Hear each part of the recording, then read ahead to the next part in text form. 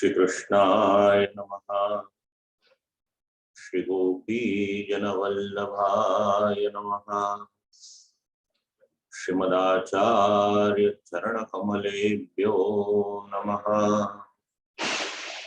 श्री गोसाई जी परम दयालवे नमः। चिंता संतान हंतारो यत्पादाम्बुजरेणव स्वीयानां तान् निजाचार्यान् प्रणमामि मुहुर्मुहुः। यदनुग्रहतो जनितो सर्वदुःखातिगो भवेत् तमहं सर्वदा वन्दे श्रीमद्वल्लभनन्दनम्। अज्ञानतिमिरान्धस्य ज्ञानाञ्जनशलाकया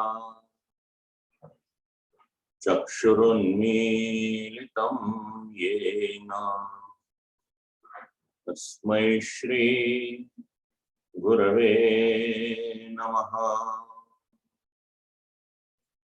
नमामि हृदये शेषे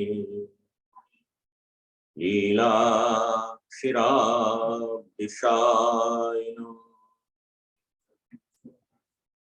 लक्ष्मी सहस्रलीलाभि सेव्यमानं कलानिधिम् चतुर्भिश्च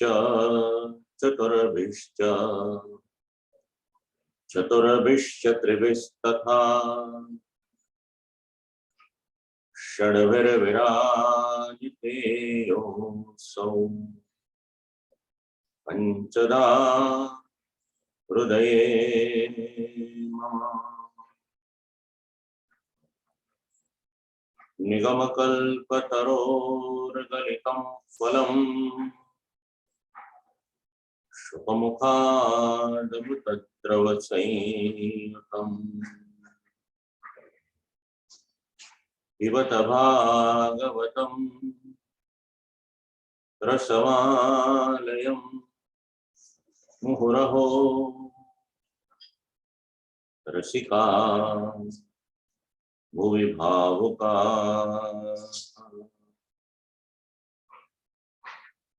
नारायणं नमस्कृत्य नरं चैव नरोत्तमम् देवीं सरस्वतीं व्यासं ततो जयमुदीरये। श्रीमद्भागवत प्रसंग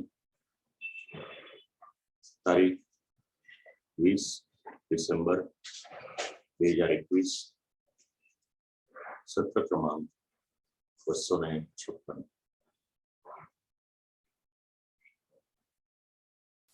भारतीय पंचांग अनुसार तिथि अनुसार मागसर महीनो कृष्ण એટલે વદ પક્ષ प्रतिपदा એટલે એકમની તિથિ। मागसर महीनो भगवाननी विभूति स्वरूप છે। માસાનામ માર્ગશીર્ષો અને યોગાનુયોગ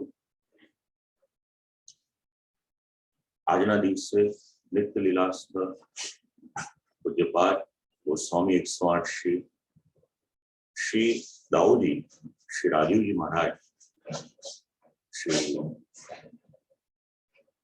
आप श्रीनो उत्सव नवमो स्कंदनो आरंभ આજથી આપણે કરી રહ્યા છીએ। નવમો સ્કંદના આરંભના આજના આ સત્રમાં શ્રી ઠાકોરજીના કેવલ શ્રી ચરણોમાં સદૈવ દંડવત પ્રણામ કરીએ અને સાથે સાથે શ્રીમદ ભાગવતના દિવ્ય અર્થો પ્રકટ કરવાને માટે ભૂતલ પર પધારેલ જગતગુરુ શ્રીમદ વલ્લભાચાર્યજી શ્રી મહાપ્રભુજીના કેવલ શ્રી ચરણોમાં પણ સદૈવ દંડવત પ્રણામ કરીએ અને જેમની કૃપા વગર પુષ્ટિમાં આગળ વધવું મુશ્કેલ છે એવા શમના મહારાણીજીના શ્રી ચરણોમાં પણ સદૈવ દંડવત પ્રણામ કરીએ. પ્રભુનો અનહદ અનુગ્રહ જેના ફલસ્વરૂપે 8 સ્કંદ પરિપૂર્ણ થયા અને 9મા સ્કંદનો આપણે આરંભ કરી રહ્યા છીએ. 35 સત્રોમાં 8મ સ્કંદ આપણે શ્રવણ કર્યું અને આજે એકમના દિવસે 9મા સ્કંદનો આરંભ. યોગાનો યોગ આવતીકાલે માગસર વદ બીજ. મને પણ 53 વર્ષ પૂર્ણ થશે ભારતીય તિથિ પ્રમાણે પંચાંગ અનુસાર અને 54મા વર્ષનો આરંભ મારા જીવનનો પણ આવતીકાલનો દિવસ. સાથે સાથે 21 થી 27 ડિસેમ્બર ચંપારણ્યમાં શ્રીમદ ભાગવતજીની સપ્તાહનો ક્રમ. આ પણ શ્રી મહાપ્રભુજીની અનુકંપા છે.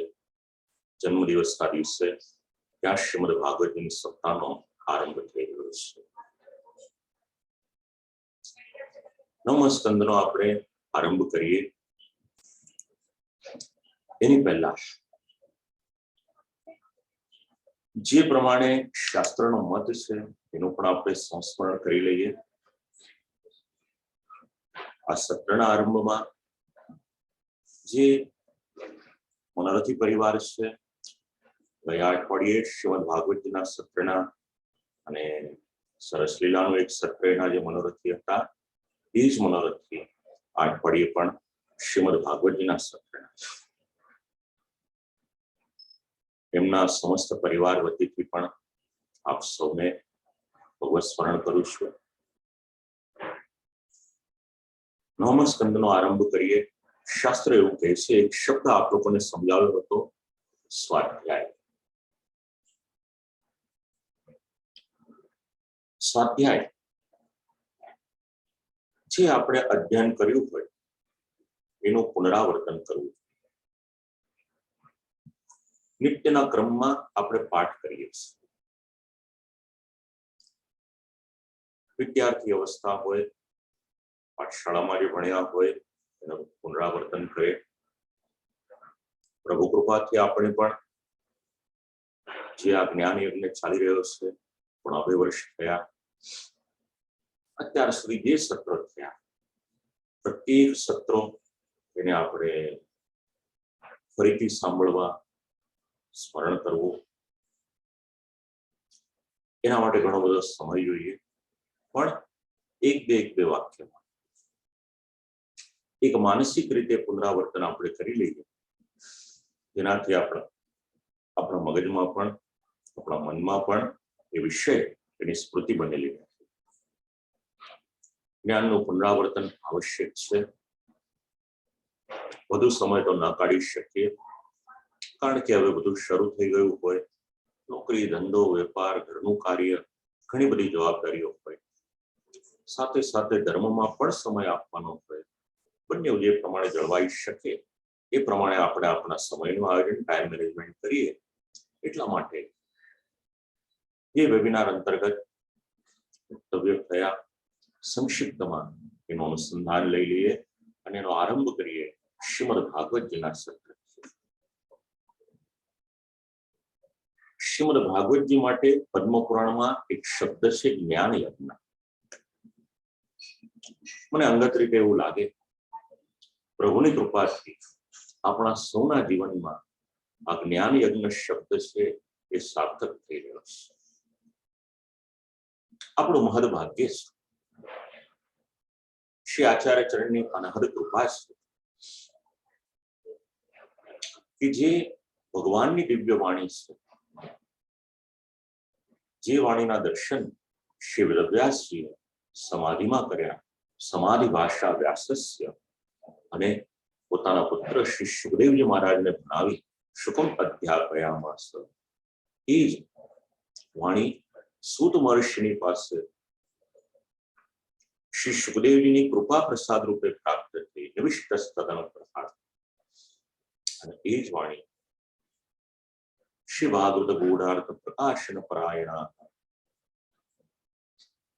શ્રી મહાપ્રભુજી આપણને નો અર્થ એના ગૂઢ અર્થો સમજાવ્યા. પ્રભુ કૃપાથી આપણે પણ સુબોધિનીજી રસપાન તત્વાર્થ દીપ નિબંધ અંતર્ગત ભાગવતાર્થ પ્રકરણ, પુરુષોત્તમ સહસ્રનામ, ત્રિવિધ લીલા નામાવલી ઇત્યાદિ શ્રી મહાપ્રભુજી વિરચિત જે સાહિત્ય છે અને અન્ય પુષ્ટિ માર્ગીય ટીકાકારોનો પણ જે મત છે, માલક પ્રબોધની ઇત્યાદિ એ રસાસ્વાદ આપણે લઈ રહ્યા છીએ અને આનંદ થાય છે. પ્રભુની કૃપાનું પરિણામ શ્રીમદ ભાગવતજીના 335 અધ્યાય, એમાંથી 271 અધ્યાય, એના 396 વક્તવ્યો પ્રભુની કૃપાથી આજ દિવસ સુધી પરિપૂર્ણ થયા. પહેલા સ્કંદના 28 સત્રથી લઈ અને અષ્ટમ સ્કંદના 35 સત્ર વક્તવ્યો, નવમ સ્કંદના 129 અને 11મા સ્કંદના 4 અધ્યાયના 13 વક્તવ્ય થયા. માહિતી આગળ આપેલી છે. હવે નવમ સ્કંદના 24 અધ્યાય છે. એકાદશ સ્કંદના 31 માંથી 4 થયા એટલે 27 અધ્યાય, અને દ્વાદશ સ્કંદ એના 13 અધ્યાય મળી અને 64 અધ્યાયનો ક્રમ હજી બાકી છે. તો આ તો શ્રીમદ ભાગવતજીનું જે સત્ર થયું આપણું અત્યાર સુધીનું, અલગ અલગ પિરિયોડિકલી જે પણ વક્તવ્ય થયા એનો એક ઉલ્લેખ છે. બીજું શ્રીમદ ભગવદ ગીતા, મત્સર મહિનામાં શુક્લ પક્ષ એકાદશીની તિથિ મોક્ષદા એકાદશી પણ કહેવાય અને ગીતા જયંતિ પણ કહેવાય છે. તો આપણા વેબિનાર અંતર્ગત આપણે શ્રીમદ ભગવદ ગીતા જે પ્રમાણે ભગવાને કૃપા કરી એ પ્રમાણે આપણે શ્રવણ કર્યું. આ બીજી વાત. ત્રીજું, શ્રી ગોપીનાથજી પ્રભુચરણ વિરચિત સાધન દીપિકા અને નિત્ય સેવા વિધિ શ્લોકા, એના 15 સત્ર પ્રભુની કૃપાથી આપણે શ્રવણ કર્યું. સેવાના ક્રમ વિશે આપણને એમાં તો વિસ્તૃત જાણકારી માહિતી છે જ, પણ આપણે આપણી મતિ અનુસાર એને સમજવાને માટે એક વિનમ્ર પ્રયત્ન કર્યો. બીજું, જગદગુરુ શ્રીમદ વલ્લભાચાર્યજી વિરચિત ષોડશ ગ્રંથ, લગભગ 43 કે 45 વક્તવ્ય એના થયા અને એની ઉપર જે લગભગ 100 જેટલી ટીકાઓ છે. પ્રભુ કૃપાથી જે પણ થઈ શકે, જે સાર લેવાઈ શકે, મૂળ ગ્રંથ અને એનું ટીકા સાહિત્ય એ પણ આપણે વિચાર કર્યું. અને એમાં તો અનેક આચાર્યો, 16 ગ્રંથમાં 16 આચાર્યો પધાર્યા. આપની પણ દિવ્ય વાણીનો આપણને લાભ થયો. વિદ્વજનોનું ચિંતન આપણે શ્રવણ કર્યું. એનાથી આગળ આપણે વધ્યા અને પુષ્ટિ માર્ગના 5 તત્વમાં વિચારી શકાય શ્રી ગોવર્ધનનાથજી શ્રીનાથજી ચરિત્રામૃત, મૂળ વાણી તો શ્રી હરિરાયજી મહાપ્રભુજીની, આચાર્યોની વાણી, અને પછી એની પરથી પ્રકાશિત થયેલ વૈષ્ણવના પણ હૃદયના ભાવરૂપ જે ગ્રંથ શ્રીનાથજી ચરિત્રામૃત, એને આપણે શ્રવણ કર્યું. ત્યાંથી આગળ આપણી યાત્રા ચાલી પ્રભુની કૃપાથી શ્રી ગોસાઈજી પ્રભુચરણના પંચમ ગાય. આપે આપણને પરિચય કરાવ્યો પરમ દયાલ શ્રી વલ્લભનંદન શ્રી ગોસાઈજી પ્રભુચરણનો નામ રત્નાખ્ય સ્તોત્રમાં, જે આપણે 16 સત્રમાં શ્રવણ કર્યું. અને એ સત્રની અંતર્ગત જ રાગ ભોગ અને શૃંગાર એનો પણ આપણને લાભ મળે. ષોડશ ગ્રંથમાં આપણે શ્રવણ કર્યું ભક્તિવર્ધિની. બસ એના માટે કંઈક વિશેષ વિચાર એ આપણો 8મા ક્રમાંકના જે વેબિનાર વિચારી શકીએ, ભક્ત કવિશ્ય દયારામભાઈ વિરચિત ભક્તિ પોષણ. 16 સત્રમાં આપણે એનો લાભ લીધો. એની પછી એક દિવસના ઘણા બધા સત્રો થયા. કેટલાક યુટ્યુબ પર અપલોડ થયા, કેટલાક કેવળ ઝૂમ પર થયા. એનો પણ લાભ મળ્યો. જે આયોજકોએ એનું આયોજન કર્યું એમાં શ્રી વેદવ્યાસજીની વાણીથી લઈ અને આધુનિક વિચારધારા એનું પણ આપણે વિચાર કર્યો. પ્રભુની કૃપાથી એનાથી આગળ ખૂબ જ સંક્ષિપ્ત 2-2, 3-3, 5-5, 7-7 મિનિટના વક્તવ્ય પોડકાસ્ટ ધર્મક્ષેત્ર શૃંખલા અંતર્ગત ખૂબ જ સંક્ષિપ્ત પણ આપણા જીવનમાં ઉપયોગી જે પ્રેરણાદાયી પ્રસંગો છે એના 35 જેટલા વક્તવ્યો થયા, 5-5, 7-7 મિનિટના. ત્યાંથી આગળ વધ્યા અને શ્રી ગુસાઈજી પ્રભુચરણે આપણી પર અનુગ્રહ કર્યો. શ્રી મહાપ્રભુજીના સ્વરૂપનું જ્ઞાન, મહાત્મ્ય જ્ઞાન આપણને કરાવ્યું. નિત્ય આપણે સૌ આપણા ઘરે પાઠ કરીએ છીએ સર્વોત્તમ સ્તોત્ર. પ્રભુની કૃપાથી 35 વક્તવ્ય એના સંપન્ન. ત્યાંથી આગળ વધ્યા અને એમાં શ્રી હરિરાજી મહાપ્રભુજીએ જે કૃપા કરી, પુષ્ટિ માર્ગના સિદ્ધાંતોનું નિરૂપણ જેમાં કરવામાં આવ્યું છે, પ્રભુના સ્વરૂપના મહાત્મ્ય જ્ઞાનથી લઈ વૈષ્ણવોનું કર્તવ્યનું જેમાં નિરૂપણ કરવામાં આવ્યું છે, શિક્ષાપત્ર, સત્સંગ સત્ર, 53 સત્ર એના શ્રવણ કર્યા. બસ એનો જ સાર આપણે વિચારવો હોય, ખૂબ સંક્ષિપ્ત અમુક મુદ્દાઓનું નિરૂપણ કરવામાં આવ્યું.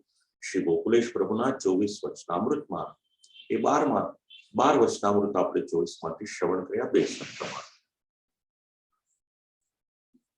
આમ કરતા કરતા આપણને શ્રી ઠાકોરજીના સ્વરૂપ મહાત્મ્ય વિશે કંઈક જાણકારી પ્રાપ્ત થઈ.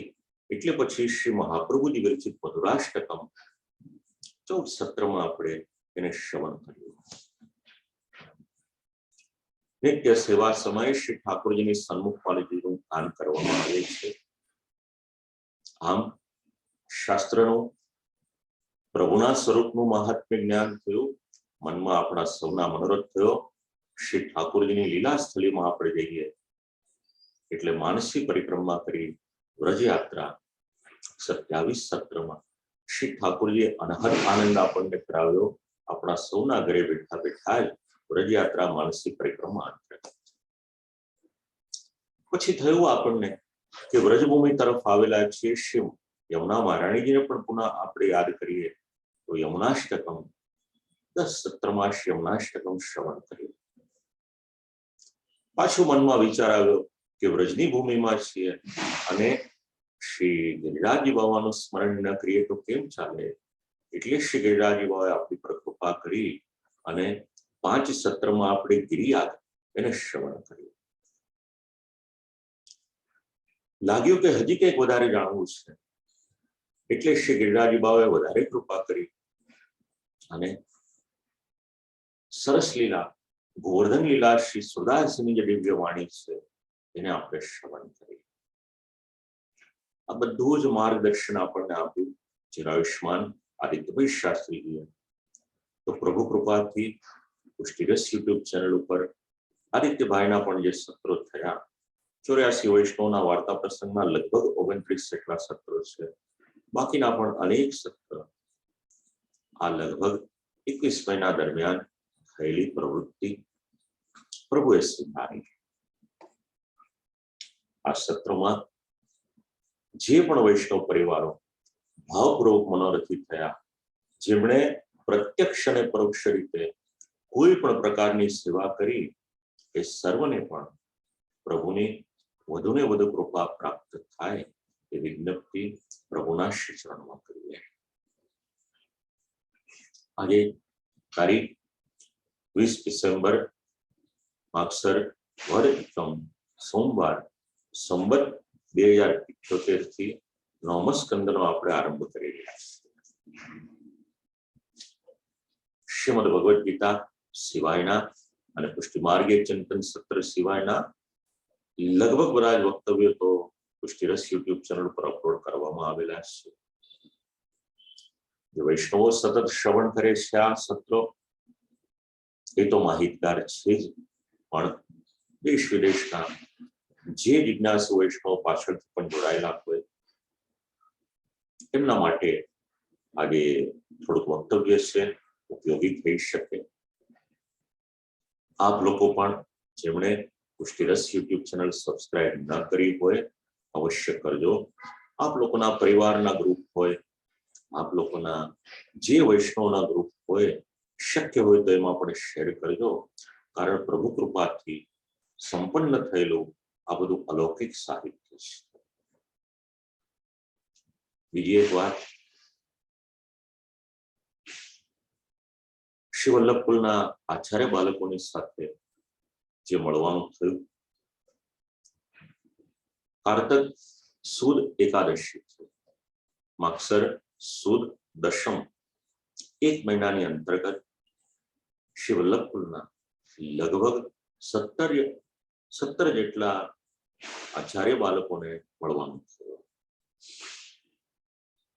આપણાથી ક્યારેય કોઈ પણ મહાપુરુષોની સાથેના સંબંધો હોય અથવા તો એમનું નામ હોય એમને વટાવાય નહીં. આપણી શોભાની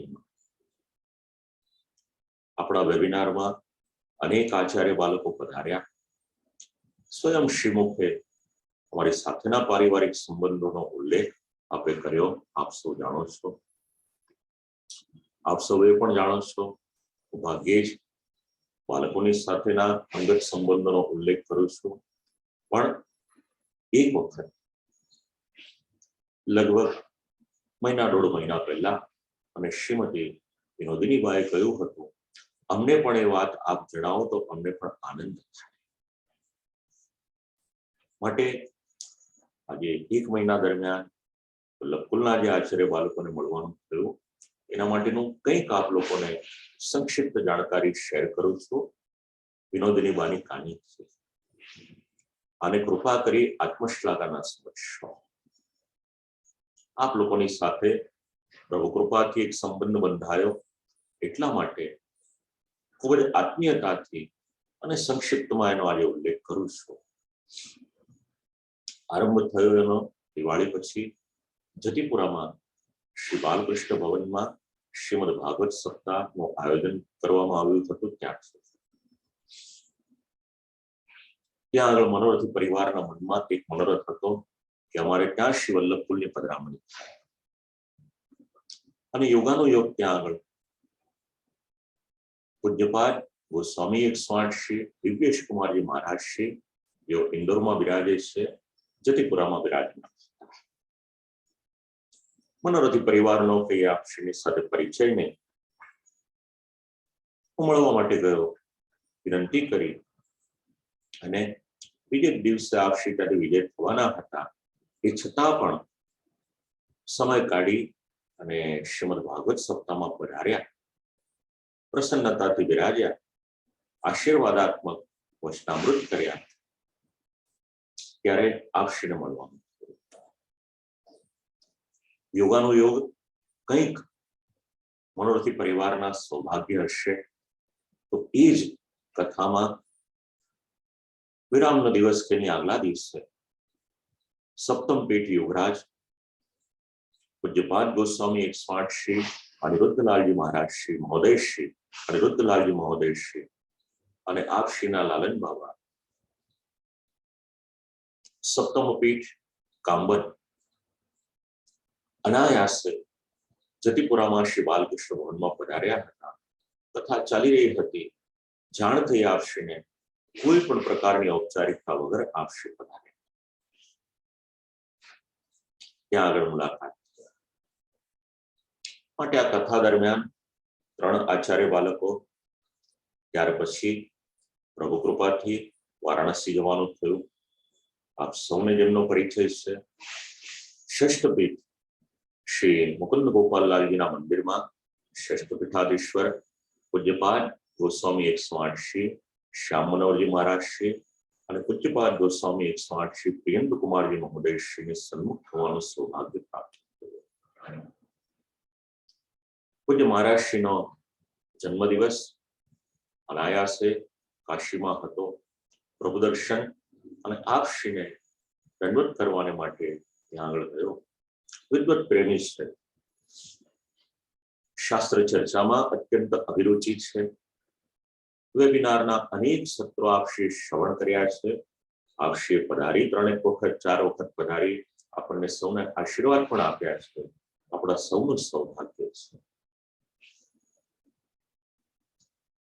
ત્યાર પછી મુંબઈમાં એક પ્રસંગ હતો। પૂજ્યા શ્રી નિકુંજલતા બેટીજી મહોદયા શ્રી અને પૂજ્યપાદ ગોસ્વામી 108 શ્રી ધ્રુવિલ કુમારજી મહોદય શ્રીને મળવાનું થયું। આપ શ્રીના પરિવાર સાથે તો પ્રભુ કૃપાથી 5 પેઢીનો સંબંધ છે। આપ શ્રીના પરિવારના અનેક આચાર્ય બાળકોએ અનેક વખત શ્રીમદ ભાગવત સપ્તાહ અને અલગ અલગ નામ સેવાને માટે જે આયોજન કર્યા એમાં પ્રભુ કૃપાથી વક્તવ્યનો લાભ પણ મળ્યો છે। જેટલું બોલવું એટલું ઓછું છે એના માટે। ત્યાર પછી સમાચાર મળ્યા મને રાજકોટમાં બિરાજમાન પૂજ્યપાદ ગોસ્વામી 108 શ્રી અક્ષય કુમારજી મહારાજ શ્રી મુંબઈ પધાર્યા હતા અને મારું બોરેલીમાં રહેવાનું મારા ઘરની બાજુમાં જ આપ શ્રીનો મુકામ હતો। ષોડશ ગ્રંથના સત્રમાં આપ શ્રીને આપણે નિમંત્રણ આપ્યું, મળવા માટે ગયો। શાસ્ત્રમાં ખૂબ અભિરુચિ અને શૈક્ષણિક પ્રવૃત્તિ આપ શ્રીની પણ ચાલી રહી છે। મારો પણ થોડો મનગમતો વિષય એ બાબતની ચર્ચા વિચારણા થઈ। ત્યારબાદ અમદાવાદ જવાનું થયું અને અમદાવાદમાં વ્રજધામ હવેલીમાં ભગવત દર્શન અને શ્રી વલ્લભકુલની મંગલમય મુલાકાત। ત્યાં બિરાજમાન પૂજ્યપાદ ગોસ્વામી 108 શ્રી ब्रजेश कुमार जी महाराज श्री श्री द्वारकेशलाल जी महोदय श्री श्री यदुनाथ जी महोदय श्री श्री जयदेव लाल जी महोदय श्री और श्री प्रथमेश कुमार जी महोदय श्री को परिवार आप श्री विराजमान હતો અને મહારાજશ્રીએ આરંભ કર્યો મારા પરદાદાનું સ્મરણ કરીને। પૂર્વપવાસી પૂજ્ય શ્રી જ્યેષ્ઠારામ શાસ્ત્રીજી, પછી મારા દાદાજી श्री रमणलाल शास्त्री जी मारा पितृचरण। आम पेढ़ी दर पेढ़ीना आपश्रीना परिवारनी साथेना संबंध एनुं सुमधुर संस्मरण कर्युं। समस्त परिवारे आत्मीयतापूर्वक अनुग्रहपूर्वक संभाषण करी आपणा चाली रहेला वेबिनारथी तो आपश्री अवगत छे ज। आशीर्वाद आपवाने माटे पण विनंती करी उभय बाळको पधार्या अने पछी त्यांथी आ सारवा बेठकथी जवानुं थयुं। ત્યાં પણ ભગવત દર્શન, બેઠકજીના દર્શન અને શ્રી વલ્લભકુલના સાનિધ્યનો લાભ મળ્યો। ત્યાં બિરાજમાન પૂજ્યપાદ ગોસ્વામી 108 શ્રી વ્રજનાથજી મહારાજ શ્રી શ્રી તિલકકુમારજી મહોદય શ્રી શ્રી આભૂષણ કુમારજી મહોદય શ્રી અને શ્રી નિવેદન કુમારજી મહોદય શ્રી ખૂબ જ નિખાલસ એવું વ્યક્તિત્વ છે। प्राचीन અને અર્વાચીન જ્ઞાનનો સમન્વય છે, નૈતિક મૂલ્ય છે, ઉચ્ચ વિચારો છે, અનુકરણીય જીવન શૈલી છે। આ બધાનો સમન્વય આ ઘરમાં દર્શનીય છે। ચર્ચા વિચારણા તો ઘણી બધી આ બધા જ આચાર્ય બાળકો સાથે કાલોચિત જે પ્રમાણે સમય હતો એ પ્રમાણે થઈ।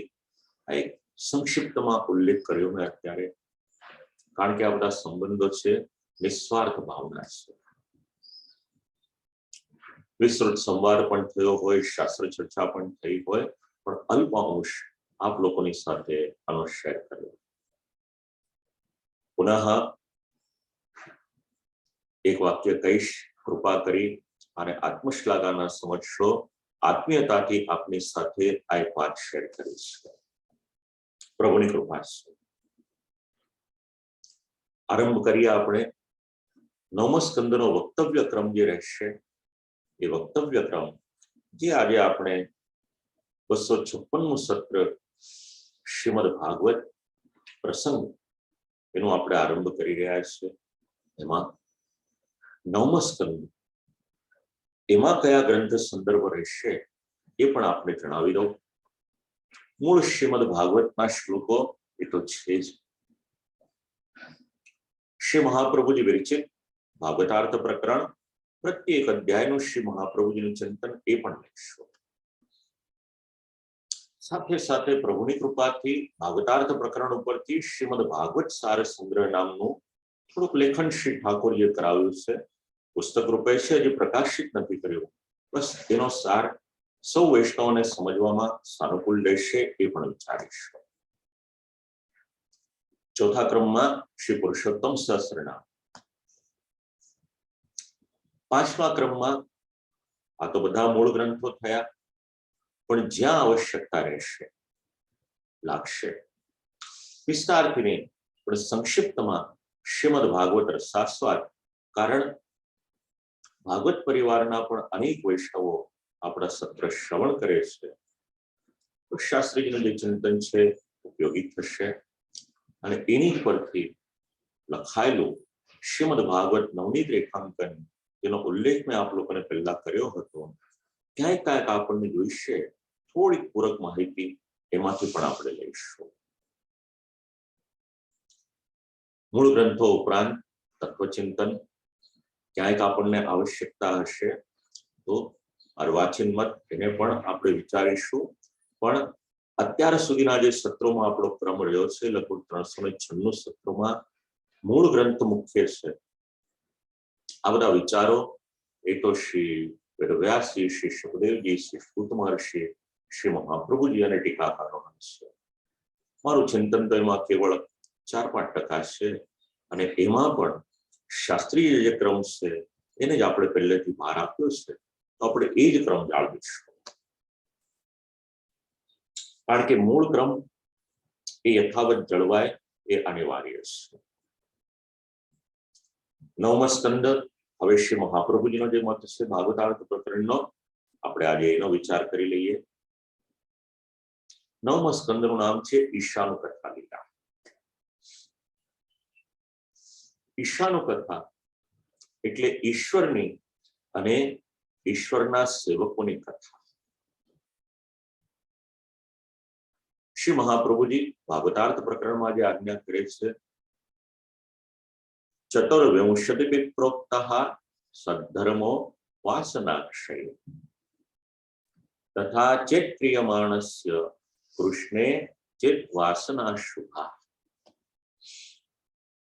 સંપૂર્ણ પ્રકારે ભગવાનને શરણ જવાનું છે અને સદ્ધર્મનું આચરણ કરવાનું છે, આ આજ્ઞા કરવામાં આવી.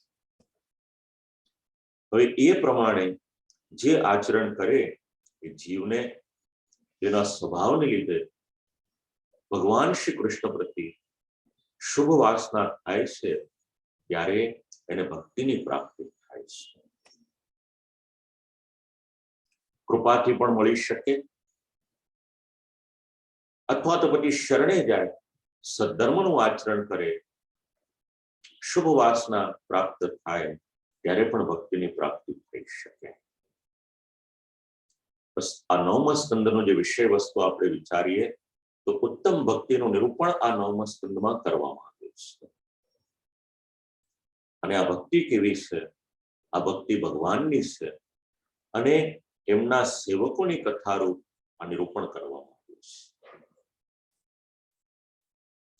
9મો સ્કંદ ઈશાનુ કથામાં જે નિરૂપણ કરવામાં આવ્યું છે એ સર્વ ભક્તો જન્મથી જ લઈને આરંભથી જ લઈ અને ઈશ્વરને અનુસરનારી ક્રિયા કરનારા છે, અથવા તો ઈશ્વરને અનુસરીને ક્રિયા કરનારા છે.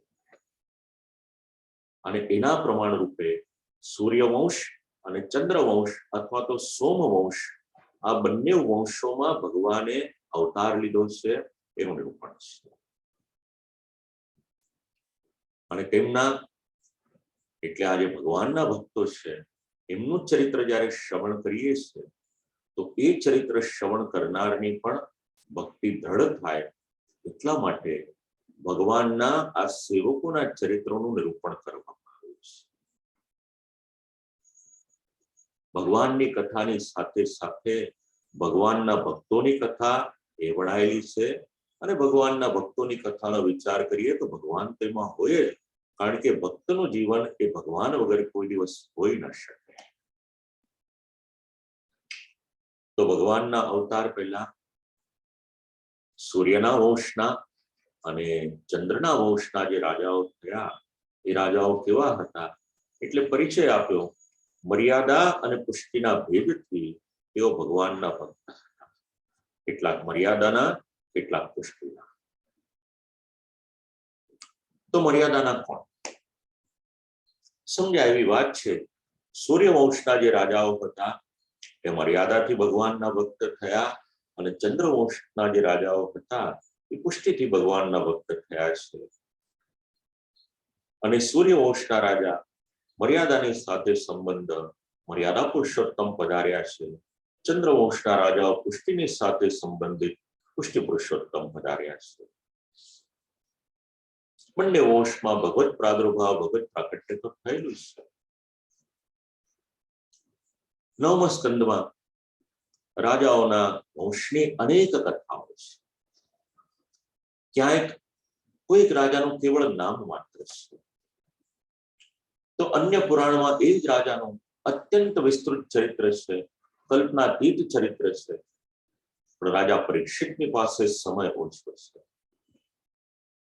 માટે શ્રી સુખદેવજી મહારાજ ભગવાન શ્રી કૃષ્ણની મુખ્ય કથાનું નિરૂપણ કરવાનું છે એટલે ભગવાનના ભક્તોની કથાનું નિરૂપણ કરે છે, પણ સંક્ષિપ્તમાં કરે છે. 2 પ્રકરણો છે 9મા સ્કંદના. એક સૂર્યવંશ પ્રકરણ છે, બીજું ચંદ્રવંશ પ્રકરણ છે. 24 અધ્યાય છે. બંને પ્રકરણ 12 અધ્યાયમાં છે. પણ એ 12 અધ્યાયનો જે ક્રમ છે એ વિચારવાની છે. પહેલો અધ્યાય છે એનો મુખ્ય સંબંધ સોમવંશની સાથે છે. વાસ્તવિક રીતે પહેલો અને 14 થી 24 સુધીના જે અધ્યાયો છે, આમ જે 12 અધ્યાયો થાય છે એ ચંદ્રવંશને નિરૂપણ કરનારા થયા. પણ એને આપણે વિચાર કરીએ તો પહેલો અધ્યાય અને પછી 14 થી લઈ અને 24 સુધીના અધ્યાયો, આ બધા જ અધ્યાયો ચંદ્રવંશનું નિરૂપણ કરે. પહેલા 12 સૂર્ય અને પછીના 12 ચંદ્ર, એની કરતા એક વિશેષ દ્રષ્ટિ મળે છે. પહેલો અધ્યાય એનો સંબંધ શેની સાથે છે? તો એ ચંદ્રવંશની સાથે છે. અને બીજાથી લઈ અને 13મા સુધીના જે અધ્યાયો છે એ અધ્યાયો એ પણ 12 અધ્યાયો થાય, એનો સંબંધ સૂર્યની સાથે, સૂર્યના વંશની સાથે છે. પૂર્ણ ગુણવાળા પુરાણ પુરુષ 12 અંગવાળા છે. દ્વાદશાંગો વૈ પુરુષાહ. ત્યારે શ્રીમદ ભાગવતનો આરંભ કર્યો આપણે, ત્યારે આ વાત વિચારી હતી. શ્રીમદ ભાગવતજીના 12 સ્કંદ એ પણ પ્રભુના 12 શ્રી અંગ એની સાથે સંકલન સમજાવ્યું. તો પૂર્ણ ગુણવાળા પુરાણ પુરુષ 12 અંગવાળા છે. એટલા માટે સૂર્યનો વંશ 12 અધ્યાયથી નિરૂપણ કર્યું છે. અને એવી જ રીતે ચંદ્રનો વંશ પણ સૂર્યના વંશથી હલકો નથી, ઉતરતી કક્ષાનો નથી, માટે એનું નિરૂપણ પણ 12 અધ્યાયથી કર્યું છે. એટલે સૂર્યવંશ અને સોમવંશ અથવા તો ચંદ્રવંશ, આ બંનેના વર્ણનમાં સરખા એટલે 12 અધ્યાયો છે. આ ખૂબ સંક્ષિપ્તમાં મેં આપ લોકોને 4-5 મિનિટમાં નિરૂપણ કર્યું. હવે એનો જ વિસ્તાર આપણે શ્રી મહાપ્રભુજીની, આ પણ શ્રી મહાપ્રભુજીની જ વાણી છે. આગળ જે કહીશ એ પણ શ્રી મહાપ્રભુજીની વાણી, પણ આ મેં સંક્ષિપ્તમાં સાર કર્યો. હવે આ વાતનો આપણે વિસ્તાર વિચારીએ. સદ્ધર્મ અને ભક્તિ, કારણ અને કાર્યરૂપ એની જે સંગતિ છે એનો વિચાર કરીએ. 8મો સ્કંદ આપણે શ્રવણ કર્યું, મન્વંતરાણી સદ્ધર્મ. એની આગળ 7મો સ્કંદ શ્રવણ કર્યો, અસદવાસના, સદવાસના અને વિશ્વવાસના. તો વાસનાઓનો ક્ષય થાય એટલા માટે 24 અધ્યાયોથી સદ્ધર્મનું એટલે 8મા સ્કંદનું નિરૂપણ કરવામાં આવ્યું. સંપૂર્ણ પ્રકારે આપણે ભગવાનને શરણે જવાનું અને સદ્ધર્મનું આચરણ કરવાનું છે. અને એ આચરણ કરીએ શુભ વાસના પ્રાપ્ત થાય, ભગવદ ભક્તિ આપણા જીવનમાં સિદ્ધ થાય અને ભક્તિથી બીજું અન્ય મુક્તિરૂપી ફળ હોય તો એની બહુ આવશ્યકતા પછી પુષ્ટિ ભક્ત હોય એને તો બહુ રહે નહીં. પણ જો ભગવાનની કૃપા એની પર અધિક ન પણ હોય એવું પણ બની શકે. સામાન્ય કૃપા થાય તો સામાન્ય કૃપા થાય તો પરિણામ કયું થાય? સામાન્ય કૃપામાં ભગવાન એ જોઈને મોક્ષ આપે છે. મુખ્ય તો ભક્તિ પ્રાપ્ત કરવાની છે, વિશેષ કૃપા થાય. પુષ્ટિ પ્રવાહ મર્યાદા વેદમાં પણ જે પ્રમાણે આજ્ઞા કરી, કુદરતી વૈષ્ણવપણું હોય તો જ શ્રી કૃષ્ણ જ મારા પ્રભુ છે એવી શુભ વાસના એને થાય છે અને તે ભક્તિ પ્રાપ્ત કરે છે. આ શુભ વાસના અને ભક્તિનો સંબંધ છે. બસ એવી જ રીતે સદ્ધર્મ અને ભક્તિ, કાર્ય અને કારણ. તો કારણ અને કાર્યનો એમનો જે સંબંધ છે એનું નિરૂપણ કરવામાં આવ્યું. 9મા સ્કંદમાં ઉત્તમ ભક્તિનું નિરૂપણ કરવામાં આવે છે. આનો મુખ્ય વિષય છે.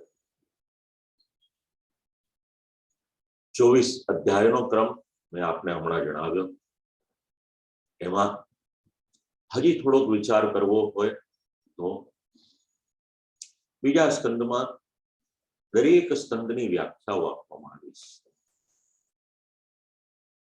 ઈશાનું કથા, ઈશ્વરની અને એમના સેવકોની કથા. દ્વિતીય સ્કંદ 10મો અધ્યાય, એમાં બધી વ્યાખ્યા કરવામાં આવી છે. અને 12મા સ્કંદના 7મા અધ્યાયમાં પણ વિચાર કરવામાં આવે તો ત્યાં પણ આપણને ઈશાનું કથાનો કંઈક ઉલ્લેખ, લક્ષણ એમાં પ્રાપ્ત થઈ શકે. ઈશ અને હરિ. હરિનો સ્વભાવ શું છે? સેવકોના દુઃખોને દૂર કરી ભક્તોના દુઃખોને દૂર કરનાર એ હરિ છે. ઈશ પણ એવા છે. દુઃખ પ્રાપ્ત કરાવે, જીવનમાં સુખ આપે, લૌકિક નહીં અલૌકિક સુખ પ્રદાતા ઈશ છે એ હરિ છે. દુઃખ દૂર થાય તો સુખની પ્રાપ્તિ થઈ શકે.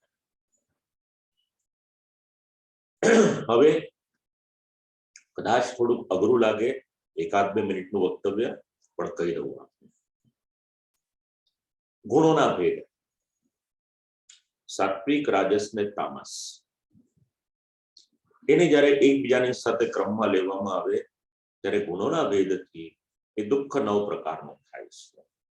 કૂપ ગીત વખતે આપણે એનો કંઈક વિચાર કર્યો હતો, કયો ક્રમ લેવાનો. સાત્વિક સાત્વિક, સાત્વિક રાજસ, સાત્વિક તામસ ઇત્યાદિ. અને એ દૂર કરનાર હરિના સેવકો ગુણોને લીધે એ પણ 9 પ્રકારના છે. અને જ્ઞાનથી દુઃખ દૂર કરનાર 1 પ્રકારના છે. ભગવાનનું ચરિત્ર જ્ઞાન, કર્મ અને ભક્તિના ભેદથી 3 પ્રકારનું છે. આ પ્રમાણે દુઃખ દૂર કરનારા 13 થયા છે. અને 10 ઇન્દ્રિયો સુખ આપનારી જો ભગવાનમાં જોડાય તો. એટલા માટે ભગવાનના સુખ આપનાર જે સેવકો છે એ 10 પ્રકારના છે. અને ભગવાન એક સ્વયં સુખ આપનાર છે. એ પ્રમાણે દુઃખ દૂર કરવાનું અને સુખ આપવાનું 24 પ્રકારે થાય છે. માટે 9મા સ્કંદના 24 અધ્યાયો છે. કદાચ આ 2 મિનિટનું વક્તવ્ય આપ લોકોને સમજણમાં ન આવે અથવા તો ઓછું સમજાય એ વાત સમજી શકાય એવી છે. પણ ભગવાનની કૃપા 2 રીતે થઈ શકે. આને થોડુંક સિમ્પ્લિફાય કરો. જો ભગવાનની કૃપા વધારે થઈ છે તો ભગવાન ભક્તિનું દાન કરે છે. અને કૃપા તો થઈ છે પણ ઓછી થઈ છે તો એ મોક્ષનું દાન કરે છે. એટલે એક વાત નિશ્ચિત છે, આગળ પણ આ સિદ્ધાંત આપણે સમજ્યા છીએ. એક તરફ મોક્ષ હોય અને બીજી તરફ ભક્તિ હોય તો મુક્તિની કરતા ભક્તિનું વજન, એનું જે પલ્લું છે એ વધારે ભારે છે. કારણ કે જ્યારે ભગવાન વધારે કૃપા કરે છે ત્યારે ભગવાન એને ભક્તિ આપે છે. સામાન્ય કૃપામાં તો મોક્ષ મળી જાય છે. આ 24 અધ્યાયો એમાં વિચાર કરે. પુરુષાર્થ પણ બે પ્રકારના, દુઃખનો અભાવ અને સુખની પ્રાપ્તિ. અને આ સુખની પ્રાપ્તિ ભગવાન જ્યારે હરિ બની અને દુઃખને દૂર કરે છે ત્યારે પછી ભગવાન સુખ આપે છે. આવી રીતે 24 અધ્યાયોનું નિરૂપણ કરવામાં આવ્યું છે. હવે એક વિશેષતા આપણે વિચારી લઈએ. આ 9મા સ્કંદમાં બે પ્રકરણ, બંને પ્રકરણમાં ભગવાનના પ્રાકટ્યનું નિરૂપણ છે. તો બંને પ્રકરણમાં ભગવાનના અવતારનું કારણ શું? શ્રી મહાપ્રભુજી એના માટે જે આજ્ઞા કરે છે, દ્વાદશાત્મા પૂર્ણ ગુણાહ પુરાણ પુરુષો યતાહ અતો દ્વાદશ વિપ્રોક્તો વંશઃ પૂર્વસ્તથા પરાઃ. આ ઈશાનું કથા કેવી છે? સદ્ધર્મથી પણ ઉત્તમ છે. જેમ આગળ વધતા જઈએ છે એમ સ્કંદ ઉત્તરોત્તર આપણે વિચારી શકીએ ઉત્તમતાનું નિરૂપણ કરી રહ્યા છે. આ ઈશાનું કથા કેવી? 8મો સ્કંદ શ્રવણ કર્યો ને એની કરતા 9મા સ્કંદની કથાઓ, લીલાઓ એ પણ ઉત્તમ હોય. એ કારણ આ લીલામાં ભગવાન સ્વયં જે પણ કોઈ જીવો છે એ જીવોને એમના જન્મથી આરંભી પોતાના સેવક કરવાને માટે પોતાના માની, પોતાના ગણીને પોતાની પાસે રાખ્યા છે. આ ભગવદ અનુગ્રહ છે. અને જન્મથી આરંભ કરી એમની સર્વ ક્રિયા તેઓ જાણે એવી રીતે અથવા તો ન જાણે એવી રીતે ઈશ્વરને અનુસરીને કરેલી છે. દુર્લભ્યા જાણતા અથવા અજાણતા ઈશ્વરને અનુરૂપ જીવન જીવવું આ ભગવત કૃપા વગર શક્ય નથી. અને જ્યારે સદ્ધર્મમાં જન્મથી આરંભીને સર્વ ક્રિયાઓ ઈશ્વરને અનુસરી અને કરેલી હોય એવું કોઈ બંધન નથી. પણ ઈશાનું કથામાં તો આ એક સિદ્ધાંત શ્રી મહાપ્રભુજી સમજાવે છે. ગજેન્દ્રના ચરિત્રમાં ન હોઈ શકે, પણ અહીંયા આગળ આ રાજાઓના જીવનમાં છે. તો ઈશાનું કથા લીલામાં જણાવેલા સર્વ ભક્તો જન્મથી જ આરંભી અને ઈશ્વરને અનુસરનારી ક્રિયા કરનારા છે. આમ જણાવવાને માટે સૂર્યવંશ અને સોમવંશ આ બંને વંશોમાં ભગવાને અવતાર લીધેલો છે. એનાથી આગળ વધીએ. પ્રકરણનો અર્થ.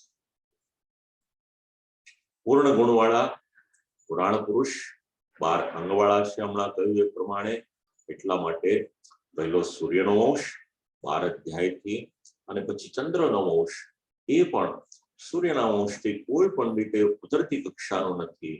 માટે એનું પણ 12 અધ્યાયોમાં નિરૂપણ થયું છે. 24 અધ્યાયોને એક વાક્યમાં વિચારવું હોય તો આ અધ્યાયોમાં ભગવદ ભક્તિનું નિરૂપણ કરવામાં આવ્યું છે. ભગવાન શ્રી કૃષ્ણની લીલાને અનુસરી સૌની જાત જાતની જે ભક્તિ છે, વિવિધ પ્રકારની ભક્તિ છે એનું નિરૂપણ છે. અને હરિની સાથે સાથે એમના સમયમાં જે પણ કોઈ જીવતા હતા, જ્યારે અવતાર કાળ થતો, પ્રભુ ભૂતલ પર પધાર્યા, એ સમયે જે પણ લોકો પૃથ્વી પર હતા, ભૂતલ પર હતા, ભગવદ ભક્તો હતા, ભગવાનની સાથે સાથે એમને મોક્ષ ફલ, મોક્ષરૂપ ફલ પ્રાપ્ત થાય એમાં આશ્ચર્ય નહીં.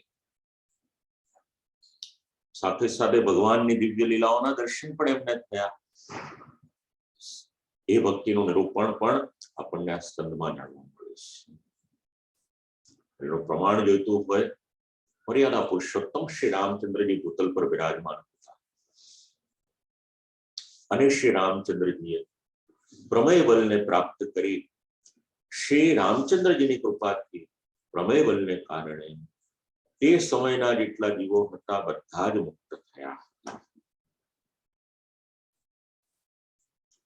શ્રી રામચંદ્રજીએ પોતાના પ્રમેય બલથી મુક્તિનું દાન કર્યું હતું. હવે ભવિષ્યમાં ભગવાન તો પોતાના ધામમાં પાછા પધાર્યા તો જીવ મુક્ત કઈ રીતે થઈ શકે?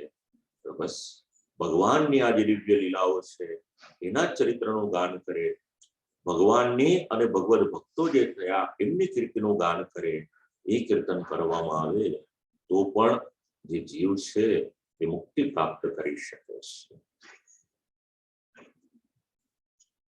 સાથે સાથે અહીંયા જે ભક્તિનું નિરૂપણ કરવામાં આવ્યું, મૃત્યુ પછી મોક્ષ આપનારી જે છે એનું પણ નિરૂપણ કરવામાં આવ્યું છે.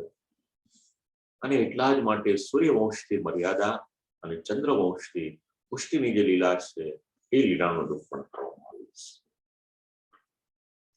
થોડોક પહેલા 3 અધ્યાયને માટેનો ઉલ્લેખ કરું અને એની આગળનું પણ આ રાજાઓની પણ અલગ અલગ કક્ષાઓનું નિરૂપણ કરવામાં આવ્યું છે. થોડોક એના વિશે વિચાર કરી લઈએ. સૂર્યવંશના રાજાઓનું વર્ણન વિચારીએ તો એ રાજાઓમાં પણ કોઈક ઉત્તમ છે, કોઈક મધ્યમ છે, તો કોઈક પ્રથમ. આ 3 ભેદ આપણને જાણવા મળે છે. 3 અધ્યાયોથી એનું નિરૂપણ કરવામાં આવ્યું છે. જેમ જેમ ભક્ત હોય દોષ રહિત થાય અને શુદ્ધ થાય, બસ એ જ પ્રમાણે એનો જે પ્રતાપ હોય એ વધતો રહે એવું નિરૂપણ કરવામાં આવ્યું છે.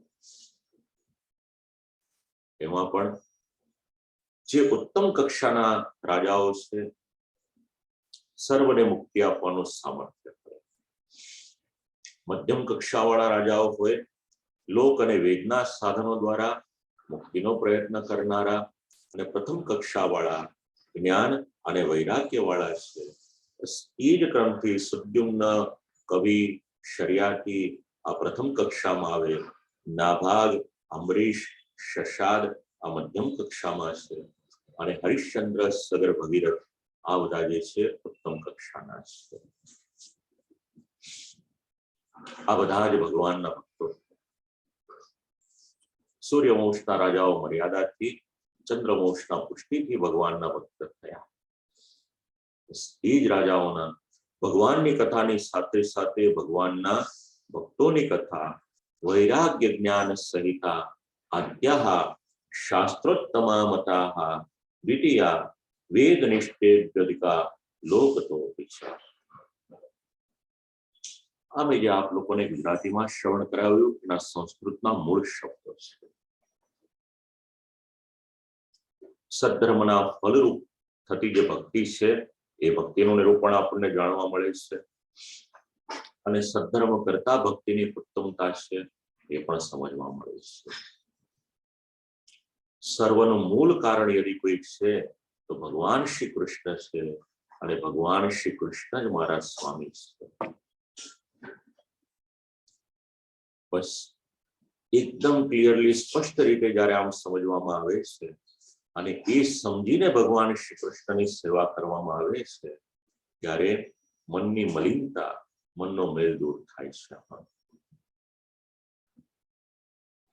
આસક્તિ કે વાસના હોય એ પણ દૂર થઈ જાય છે. સદ્ધર્મનો સાર આટલો જ છે. અને જયારે આટલી સમજણ પડે છે ને આ રીતે ભગવત સેવા કરે છે કે સંસાર એના માટે દુઃખ જ નથી રહેતો. 84 વસવાન વૈષ્ણવના વાર્તા પ્રસંગો એનું પ્રમાણ છે. ભૌતિક રીતે ભલે દુઃખ લાગતું હોય પણ એમના જીવનમાં આધ્યાત્મિક દ્રષ્ટિએ વિચારીએ, ધર્મની દ્રષ્ટિએ વિચારીએ અને પછી માર્ગની દ્રષ્ટિએ વિચારીએ, એમના માટે સંસાર દુઃખ જ ન હતો. લોકોને ભલે લાગે આમની પાસે ધન નથી, પણ વાસ્તવિક ધન એમની પાસે હતું. ભૌતિક ધનની એમની કોઈ ચિંતા હતી નહીં. આવા સદ્ધર્મથી પણ ઉત્તમ યદિ કોઈ છે ભગવાનની ભક્તિ છે. અને આ ઈશાનું કથા લીલા બસ આ ભક્તિનો આપણને પરિચય કરાવે છે. ભગવાન શ્રી કૃષ્ણ કૃપા કરે અને એવા જીવોને જન્મથી જ પોતાના સેવક બનાવવાને માટે પોતાને અનુકૂળ બનાવી દે છે. અને ત્યારે ભગવાન જ એ ભક્તોના મન અને એમની બુદ્ધિના નિયામક બની જાય છે. બુદ્ધિ પ્રેરક કૃષ્ણ. અને મનના સ્વામી યદિ કોઈ છે એ તો ચંદ્ર છે. બુદ્ધિના સ્વામી કોઈ છે તો એ સૂર્ય છે. ભક્તોના મન અને બુદ્ધિને પોતાને અનુકૂળ કરવાને માટે એ ભગવાન સૂર્યવંશ અને ચંદ્રવંશમાં પધારે છે અને બુદ્ધિની મુખ્યતા વાળી શાસ્ત્રાનુકૂળ મર્યાદા લીલા કરી એ ભગવાને કરી છે. ભક્તો પણ એમને અનુસરનારા થયા છે. આખી જે લીલા છે એનું નિરૂપણ આપણને આ 9મા સ્કંદમાં જાણવા મળે છે. દરેક અધ્યાયોનો પ્રકરણનો આપણે વિચાર કરી શકીએ, પણ એક સાથે હમણાં કહું એની કરતા જે અધ્યાયો આવશે એ પ્રત્યેક અધ્યાયમાં જે આપણો મૂળ ક્રમ છે એનું આપણે ધ્યાન રાખીશું અને અધ્યાયોમાં જે શ્રી મહાપ્રભુજીનું ચિંતન છે એનો પણ આપણે વિચાર કરીશું. એક સંક્ષિપ્ત પરિચય છે 9મા સ્કંદ, 9મા સ્કંદનો પ્રકરણ વિભાગ અને હવે શાસ્ત્રે સ્કંદે પ્રકરણે અધ્યાય. તો અધ્યાયનો જે ક્રમ છે પ્રત્યેક અધ્યાયમાં જે શ્રી મહાપ્રભુજીનું ચિંતન છે એને આપણે શ્રવણ કરીશું. પુનઃ એક વખત જે પણ પ્રભુ કૃપાથી આજના આ સત્રમાં બોલાયું છે પ્રભુના જ યુગલશ્રી ચરણોમાં એને સમર્પિત કરું. મનોરથી પરિવાર વતીથી પણ આપ સૌને ભગવત સ્મરણ કરું છું અને આવતા સત્રથી આપણે આરંભ કરીશું પ્રથમ અધ્યાયનો. શક્યતા જે એક સત્રમાં એક અધ્યાય કરીએ આપણે, કોઈક અધ્યાય ઘણા જ સંક્ષિપ્ત છે.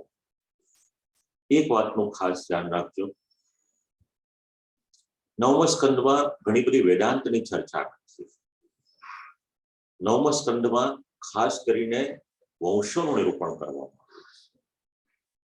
એને આપણે શ્રવણ કરીશું. આમ તો ચરિત્ર સમજાવ્યા છે અને વિશેષ કરીને શ્રી મહાપ્રભુજી જ્યારે એ ચરિત્રનો જે ભેદ આપણને સમજાવે છે એ પણ આપણે જાણીશું. એટલે મારો જે અનુભવ છે એ પ્રમાણે બહુ પરિશ્રમ કરવો પડે એવું નથી. શ્રી મહાપ્રભુજીનું ચિંતન ઉપલબ્ધ છે, આપણે સમજી શકીએ એવું છે. તો આ ભાવને આપણે હૃદયમાં રાખીએ. ભગવાનની કથા પણ શ્રવણ કરીએ, ભગવાનના ભક્તોની પણ કથા શ્રવણ કરીએ, જેના દ્વારા આપણે પણ પ્રભુમય જીવન જીવી શકીએ. આવો ભાવ આપણે આપણા હૃદયમાં રાખીએ. અને આજનું આ સત્ર છે પ્રભુના જ યુગલશ્રી ચરણોમાં સદૈન્ય દંડવત પ્રણામ કરી અને શ્રી મહાપ્રભુજી આપણને જે આ અર્થઘટન સમજાવ્યું છે તો શ્રી મહાપ્રભુજીના પણ યુગલશ્રી ચરણોમાં સદૈન્ય દંડવત પ્રણામ કરી આજના આ સત્રમાંથી આપણે સૌ વિરામ લઈએ. અસ્તુ.